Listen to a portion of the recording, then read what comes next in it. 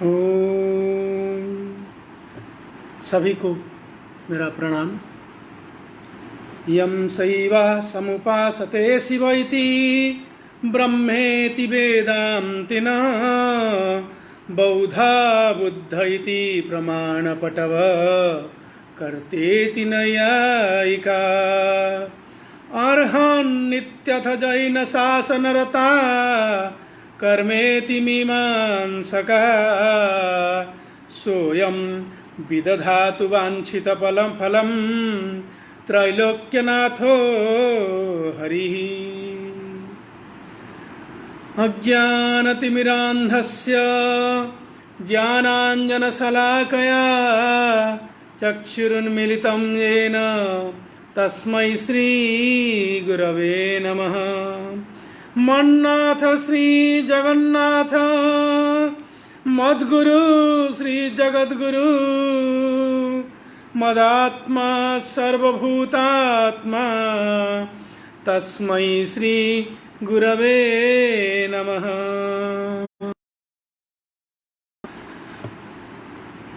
पातु वो वेदवृक्षः। इस व्याख्यानमाला समूह में मुझे एक विषय पर वक्तव्य हेतु अवसर प्रदान करने वाले श्री प्रकाश रंजन मिश्र, वेद विभाग, केंद्रीय संस्कृत विश्वविद्यालय जयपुर परिसर का मैं हृदय से आभार प्रकट करता हूँ तथा उनके सहयोगियों का भी मैं अनेक आभार व्यक्त करता हूँ। इस कार्यक्रम को देखने तथा सुनने वाले सभी गुरुजनों को पाद स्पर्श प्रणाम करता हूँ। मित्रजनों का अभिनंदन तथा सभी कनिष्ठ एवं छात्रों को हेतु शुभाशीष। आज का विषय है नाट्यशास्त्र एवं प्राकृत। इस शीर्षक पर मैं कुछ तथ्य आपके सामने उपस्थित करना चाहता हूँ। इस शब्द है, एक है नाट्यशास्त्र एवं दूसरा है प्राकृत। नाट्यशास्त्र श्रवण मात्र से एक दिशा की ओर इंगित करता है एवं प्राकृत शब्द सुनने के बाद हमें कुछ ज्ञात एवं अज्ञात दिशा की ओर इंगित करता है। मात्र प्राकृत कह देने से कुछ और भी ज्ञात होता है, परंतु जब हम प्राकृत भाषा ऐसा शब्द स्पर्श करते हैं मुख में, तब कुछ अलग ज्ञात होता है। यद्यपि ये दोनों भिन्नार्थक विषयों की ओर इंगित करते हैं, तथापि दोनों के समावेश से जो विषय उपस्थित हो रहा है वह प्राकृत का मूल लक्ष्य है।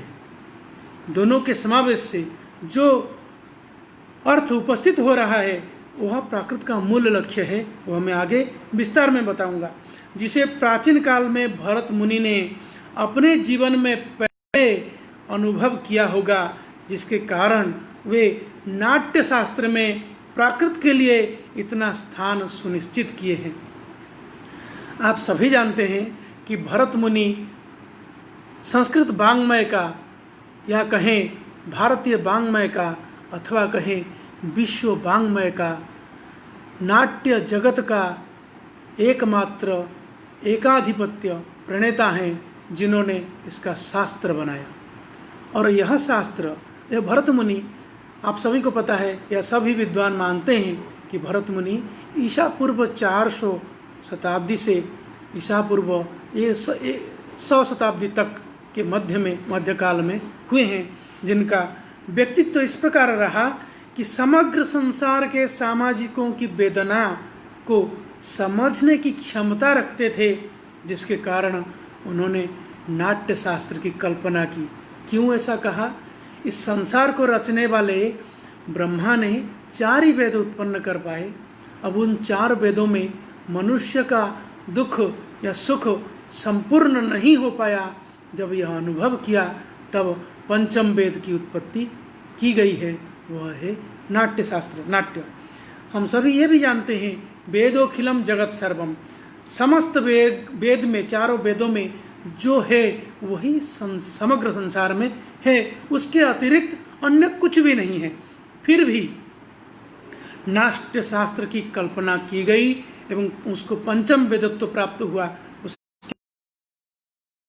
भरत मुनि ने स्पष्ट रूप से कहा है कि जम्बूद्वीप में ग्राम्य धर्म की प्रवृत्ति बढ़ने से काम, क्रोध, लोभ, मोह, ईर्षा इन सभी दुर्गुणों से दुखित जन समुदाय को ज्ञान की ओर, सुख की ओर, आनंद की ओर, अलौकिकता की ओर उन्मुख करने के लिए, कर्तव्य और अकर्तव्य का बोध कराने के लिए, उस अकर्तव्य के प्रति अनिच्छा, कर्तव्य के प्रति इच्छा व्यक्त कराने के लिए, इस भाव को जागृत करने के उद्देश्य से पंचम वेद अर्थात नाट्य शास्त्र के नाट्य वेद की रचना की गई है, जिसकी सबसे बड़ी विशेषता यह है कि वह सभी वर्णों के लिए है, अर्थात सार्ववर्णिक है।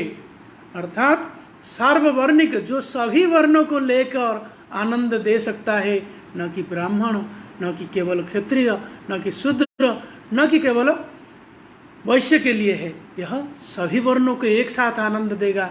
हम वेदांत पढ़ेंगे, वहाँ पर ब्राह्मण पढ़ पाएगा, अर्थ को अवबोधन कर पाएगा।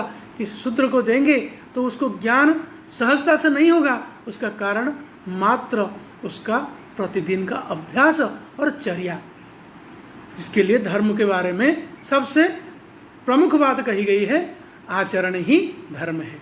इसलिए उसका जो आचरण है शूद्र का, प्रतिदिन पर की सेवा करना, इसलिए इसमें सेवा भाव से इतर आनंद की बात है और इस अलौकिक सुख की एक अलौकिक सुख की बात है।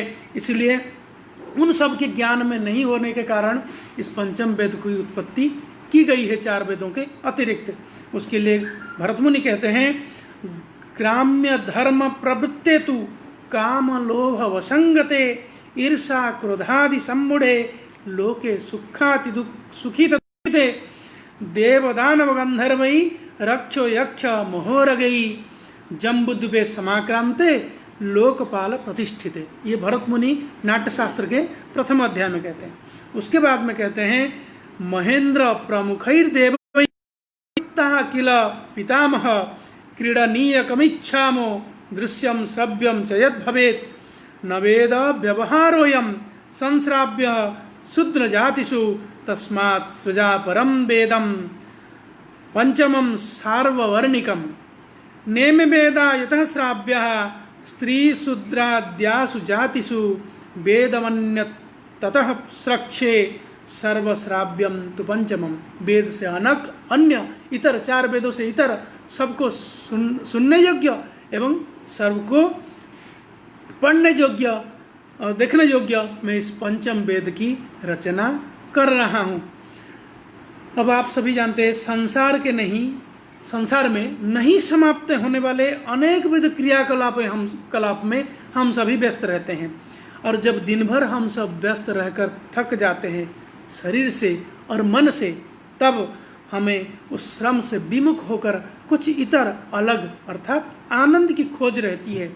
परंतु वह आनंद, वह मनोरंजन का साधन एकमात्र हमारे सामने यही पंचम वेद जो भरत मुनि ने प्रणीत किया है आके उपस्थित हो जाता है। और उसके सिवा हमारे सामने और कोई उपस्थित नहीं है। उस पंचम वेद का नाम नाट्य है, नाटक है। आप सभी को आज भी संसार में देखने को मिल जाता है क्या एक एक चीज़, थिएटर है, सिनेमा है, जो इंग्लिश शब्द है फिर भी बोल रहा हूँ, धारावाहिक है आदि नाम से मिल जाते हैं। लेकिन आज भी समाज में आपको देखने को मिलेगा कुछ लौकिक कलाएं जिनमें इतिहास का गायन होता है। इतिहास के पुरोधा पुरुषों का जो युग पुरुष हैं, महापुरुष हैं, महात्मा हैं, उनका गुणानुकीर्तन होता है। उस गुणानुकीर्तन को सुनकर, श्रवण कर हम आत्मबोध करते हैं और वह आत्मबोध हमारे जीवन में कुछ ना कुछ छाप छोड़ता है।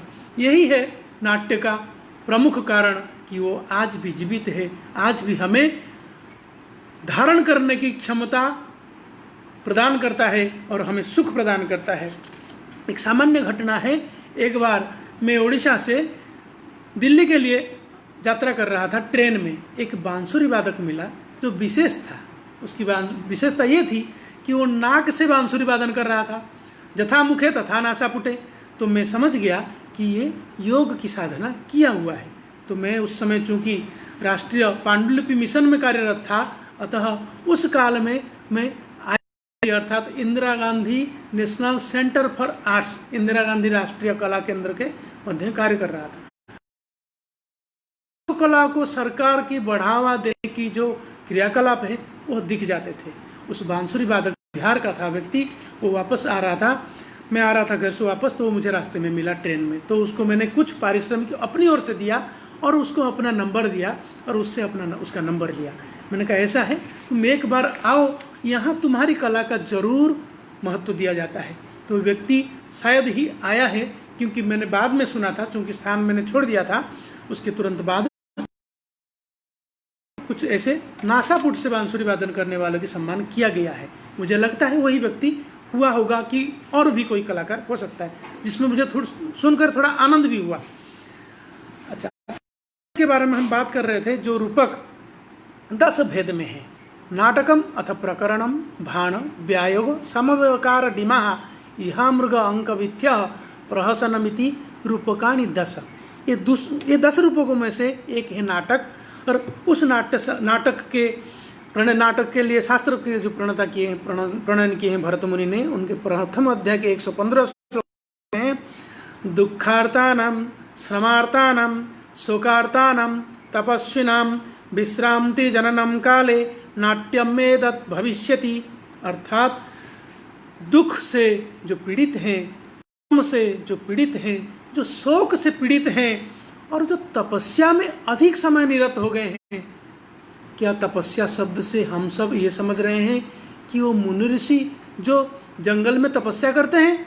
नहीं, केवल उतने मात्र से तपस्वी शब्द को समझने से हमारी भूल होगी। इसलिए हम आपको समझना होगा, किसी भी उत्तम कला में, उत्तम विद्या में, समाज में, संसार में रहता हुआ व्यक्ति यदि निरंतर निरत है, यदि वह उसमें निमज्जित है, यदि कभी वह व्यक्ति स्वयं को थका हुआ, उबा हुआ महसूस करता है और उस काल में यदि उसको नाटक का प्रदर्शन देखने को मिलता है, तो वह अपने कर्म के जाल से बाहर आकर जरूर एक अलौकिक सुख का अनुभव करता है, जो उसकी ऊर्जा को कई गुना बढ़ा देता है, जो जाकर अपने कर्म में उसका प्रयोग करता है और प्रतिफल के रूप में उत्तम फल प्राप्त करता है। यह नाट्य की विशेषता है, नाटक की विशेषता है।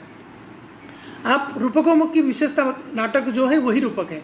रूपकों की विशेषता बताते हुए मैं ये कहना चाहता हूँ, लिखित कला, विद्या, शिल्प, वास्तु का ज्ञान, अनेक प्रकार के ज्ञान की विधाएं का समावेश उसमें है।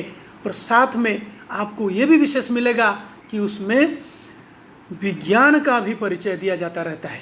उस विज्ञान को के माध्यम से जब साधारण जनता उस ज्ञान और विज्ञान को प्राप्त करता है अनायास से, तो उससे बार बार नाटक या रूपक देखने की इच्छा जरूर रहती है जब वो थक जाता है। इन रूपकों में मधुर भी रहता है, साथ में मनोरंजन से परिपूर्ण सौंदर्य एवं आंगिक वाचिक क्रियाओं का अद्भुत आनंद समावेश रहता है। और उस समावेश से जो आनंद उत्पन्न होता है वो सामाजिक के लिए अलौकिक आनंद होता है। क्यों? लोक में देखने को यद्यपि पाता है, परंतु इस रूप में विविध आंगिक और वाचिक व्यवहार से देखने को कम पाता है। अब नाटक का मैंने सामान्य परिचय आपके सामने रखा, या नाट्य शास्त्र के बारे में जो भी कुछ कहना था कुछ कहा है, और भी सकता हूँ। मैं प्राकृत की बात करता हूँ। प्राकृत में क्या है कि यद्यपि वेदोखिलम जगत सर्वम हम सभी जानते हैं, फिर भी प्राकृत का उसमें समावेश है, यह मानने के लिए कई लोग, कई विद्वान, कई साधारण जनता राजी नहीं होते। फिर भी मैं आप सभी के लिए एक बात कहूँगा, छांदस जो वेद की भाषा है वही इस लौकिक संस्कृत की मूल भाषा जननी है, और वही प्राकृत का भी जननी है। क्यों? कि छांदस इतना विस्तृत है कि प्राकृत और संस्कृत सबको समाविष्ट कर सकता है, और प्राकृत इतना विशिष्ट है, उसके बारे में आगे जरूर बताऊंगा। यद्यपि लौकिक संस्कृत की आज पाणिनीय व्याकरण आदि अनेक व्याकरण उपलब्ध हैं, तथापि यह सर्वविदित है कि लौकिक संस्कृत का मूल छांदस ही है। वैसे ही प्रकृत के शब्द सागर को देखने पर आपको समझ में आएगा कि इसकी भी मूल भाषा छांदस ही होगी या है। प्राचीन समय से ही भारत में शिष्ट और जनसामान्य की भाषा का समानांतर प्रयोग होता रहा है। भगवान महावीर और बुद्ध के समय में भी यह होता रहा। यही कारण होगा कि भगवान महावीर और बुद्धों ने अपने जो उपदेश देना था उस उपदेश की भाषा प्राकृत को चुना या पाली को चुना, जो मागधी पाली के रूप में, अर्धमागधी प्राकृत के रूप में उपस्थित हुआ है। भारतीय भाषा परिवार में भारतीय आर्य शाखा परिवार से ही प्राकृत का भाषा का संबंध है। विद्वानों ने साधारणतः 3 भागों में इस भाषा परिवार के विकास को विभाजित किया है। एक प्राचीन भारतीय आर्य भाषा काल जो 1600 ईसा पूर्व से 600 ईसा पूर्व तक, मध्यकालीन आर्य भाषा काल जो 600 ईसा पूर्व से 1000 ईसा पूर्व तक, आधुनिक आर्य भाषा काल 1000 ईसा से अभी तक। प्राकृत भाषा की उत्पत्ति के बारे में अनेकों प्रकार के मत हैं। कोई संस्कृत को प्राकृत का उद्गम स्थान बताता है तो कोई छांदस को या किसी अन्य जनभाषा को मानते रहे हैं। प्राकृत व्याकरण शास्त्र में इनका विश्लेषण भी मिलता है। जैसे कि यदि हम प्राकृत को संस्कृत से उत्पन्न मानते हैं तो हमें अत्यंत सुदृढ़ दिखता है ये बात। तो हमें प्रकृति संस्कृतम तत्र भवम प्राकृतम तथा आगतम व प्राकृतम, यह हेमचंद्र कहते हैं। उनका हेमचंद्र का सिद्ध हेम शब्दानुशासन एक व्याकरण ग्रंथ है जिसमें 7 अध्याय में, आदि के 7 अध्यायों में उन्होंने संस्कृत व्याकरण का प्रणयन किया है एवं अंतिम अध्याय में उन्होंने 4 पाद के माध्यम से प्राकृत व्याकरण का प्रणयन किया है। उसका प्रथम सूत्र है, उस 8वें अध्याय का प्रथम पाद का प्रथम सूत्र है अथ प्राकृतम। इस अथ प्राकृत अथ शब्द का क्या अर्थ है? यहाँ अथ शब्द जो है आनंतर्यार्थ, अर्थात इससे पूर्व मैंने कुछ किया है वह है संस्कृत का प्रणयन, व्याकरण प्रणयन। उसके उपरांत उन्होंने अनंतर्यार्थ को अधिकारार्थ की भी बात करते हैं। क्यों? अब अधिकार किसका है? अब प्राकृत का अधिकार, संस्कृत का अधिकार समाप्त हुआ, अधिकार संस्कृत प्राकृत का है। अब वो कहते हैं प्रकृति संस्कृतम तत्र भवम तथागतम व प्राकृतम संस्कृतानंतरम प्राकृतम अधिक्रियते। वो जो अथ शब्द था वह इस अर्थ को व्यक्त कर गया। संस्कृतानंतरम च प्राकृतस्य अनुशासनम सिद्ध साध्य भावेन। कैसे? न सिद्ध हो गया 7 अध्यायों में संस्कृत, अब साध्यमान है प्राकृत। आने वाला 8वां अध्याय है, इसी में संस्कृत योनि है, क्योंकि उससे पूर्व उन्होंने कहा तत्र आगतम तत्र भवम वा। अब वही योनि हो गया, तत्र आगतम तत्र भवम, इसलिए वो उसकी योनि हो गई। यही उसका लक्षण भी है, क्योंकि तत्र आगतम तत्र भवम का, तो जब वही संस्कृत जिसका जो संस्कृत का लक्षण होगा वही प्राकृत का लक्षण होगा। अब यह कहने से देसी भाषा प्राकृत से अलग हो गई। संस्कृत समम तो संस्कृत लक्षणेनैव गतार्थम, संस्कृत समम तो संस्कृत लक्षणेनैव, क्योंकि उन्होंने कहा है प्राकृते च प्रकृति प्रत्यय लिंग कारक समास संज्ञादयः संस्कृतवद् वेदितव्यः। जब प्रकृति प्रत्यय लिंग कारक समास संज्ञा आदि संस्कृत के तरह हो गए तो अब बचा क्या? अब बचा जो वो कहना चाहते हैं कि लोकाद इति च वर्तते। अब कुछ आपको लोक से भी ग्रहण करना है। क्या लोक से ग्रहण करना है? न तेन री री री री री री ऐ औ न य स श विसर्जनीय और प्लुत वर्ज्य वर्ण समाम्नय, यह लोक से ग्रहण करना है। आप हमको सबको पता है कि हम सब प्रत्येक वर्ण संस्कृत जगत वाङ्मय में वर्णित, व्याकरण वाङ्मय में जो वर्णित है प्रत्येक वर्ण व्यवस्था, वो सारे हम लोक में प्रयोग नहीं करते हैं। उनमें से री री री री ऐ औ न य स श और विसर्ग और प्लुत वर्ण ये प्राकृत में उपलब्ध नहीं होते, क्योंकि साधारण जनता इनका उच्चारण करता नहीं। जो साधारण जनता उच्चारण करता है वो प्राकृत में आ जाता है, इसलिए लोक से यह वर्ण समाम्नय को ग्रहण करना है। वह और यह ये भी समाप्त हो गया, एदयितो कैतवम इत्यादि हो गया।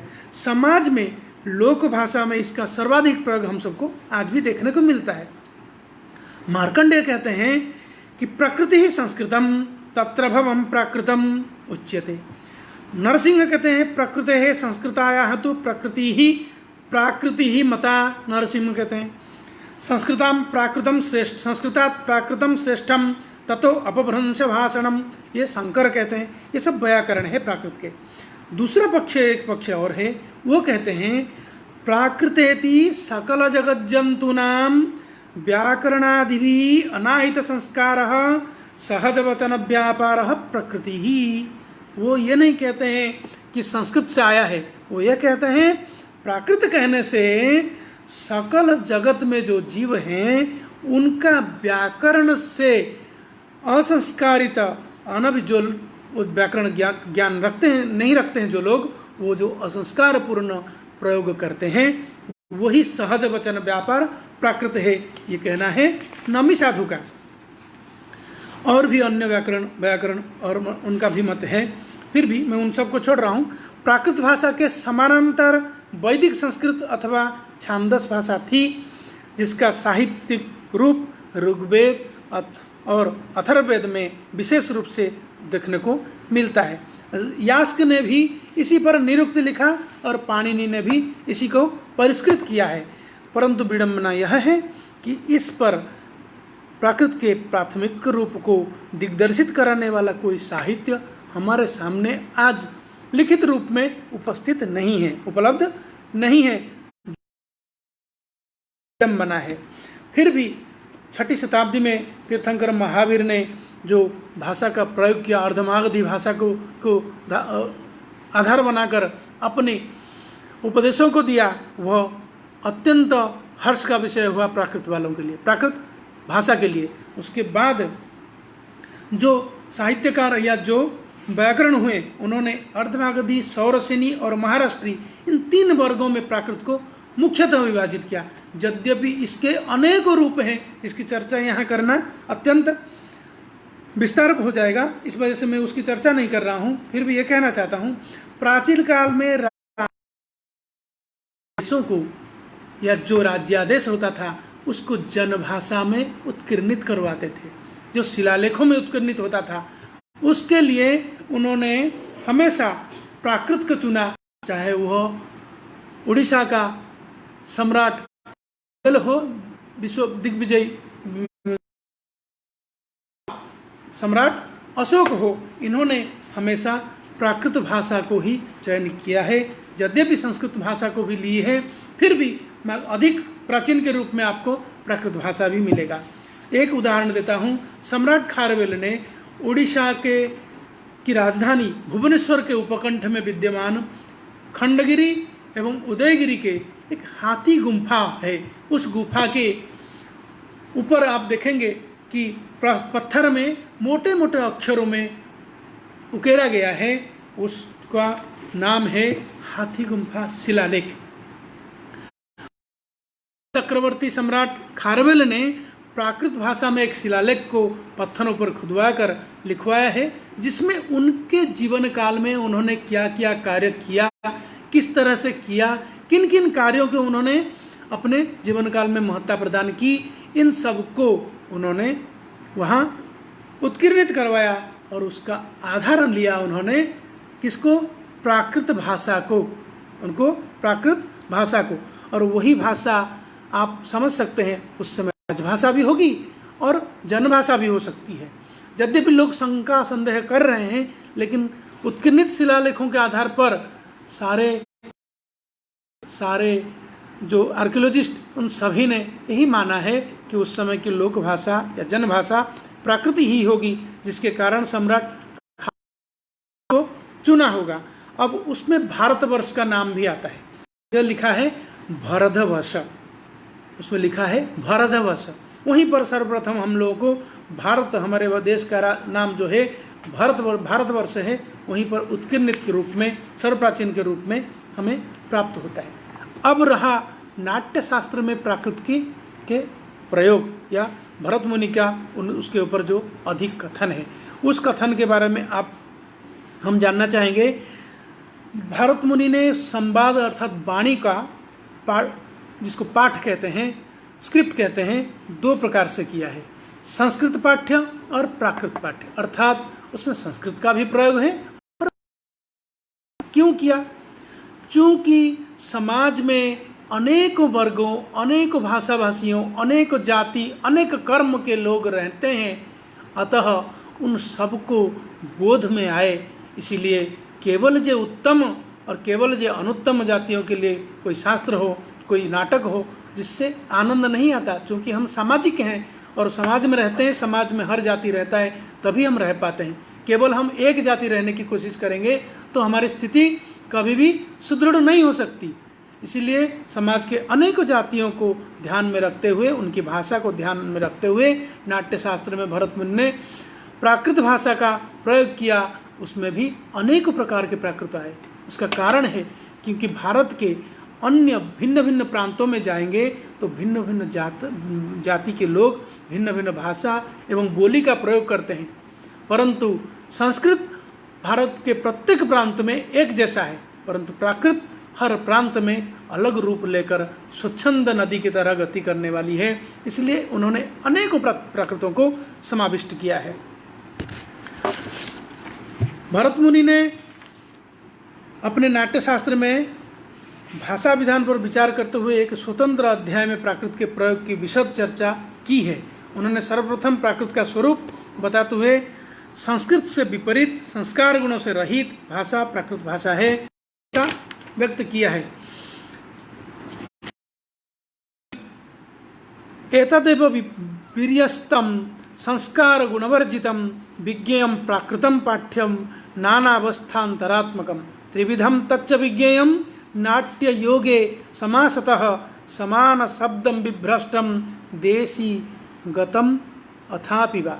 ये भरत मुनि कहते हैं प्राकृत का सामान्य स्वरूप तथा रचना की दृष्टि से संस्कृत से उसकी भिन्नता का प्रतिपादन किया गया है। 3 अवस्थाएं नाट्य प्रयोग में होती है, एक समान शब्द, एक विभ्रष्ट शब्द और एक देशी शब्द। तीनों अवस्थाओं का प्रतिपादन कर भरत मुनि ने प्रयोग को ध्यान में रखा है एवं भाषा के 4 भेद किए हैं। एक है अतिभाषा, दूसरा आर्य भाषा, तीसरा जाति भाषा और ज्वन्यंतरी भाषा।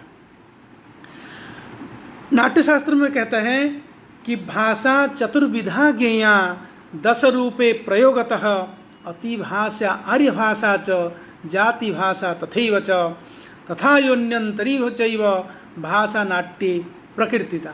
आज के इस विषय को और अधिक विस्तृत न करते हुए मैं यहीं इसका समापन करता हूँ। आप सभी का अत्यंत धन्यवाद, सादर प्रणाम।